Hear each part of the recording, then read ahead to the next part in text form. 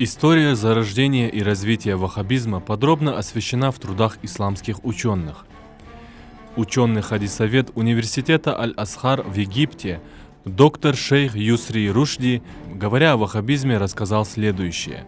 Приблизительно 300 лет назад в Неджде возникло новое течение, называемое ваххабизмом.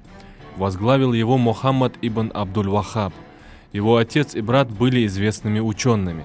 Но Ибн Абдуль-Ваххаб, который тоже обучался религиозным наукам, выдвинул идеи, отличающиеся от единогласного решения ученых.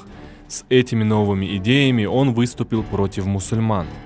Ибн Абдуль-Ваххаб дал новое определение тавхиду, единобожию, которое прежде не было известно мусульманам, хотя они были единобожниками всю свою жизнь. Ибн Абдуль-Ваххаб не любил суфиев, авлия и считал членов семьи пророка, да благословит его Аллах и приветствует, такими же, как и всех остальных мусульман. Из истории Неджда известно, что ваххабиты запретили людям въезд на территорию Хиджаза для совершения хаджа.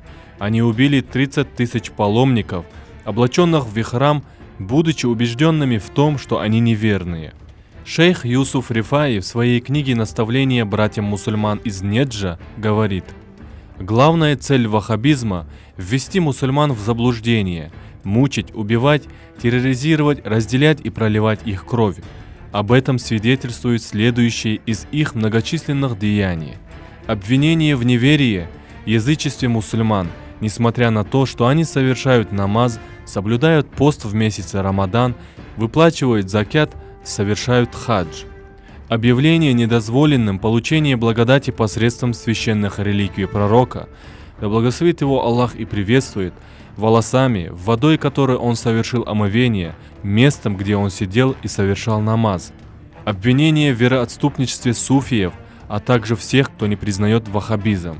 Запрещение следования мазхабам 4 имамов – Абу Ханифа, Малика, Шафии и Ахмада, в то время как большинство мусульман являются последователями этих мазхабов.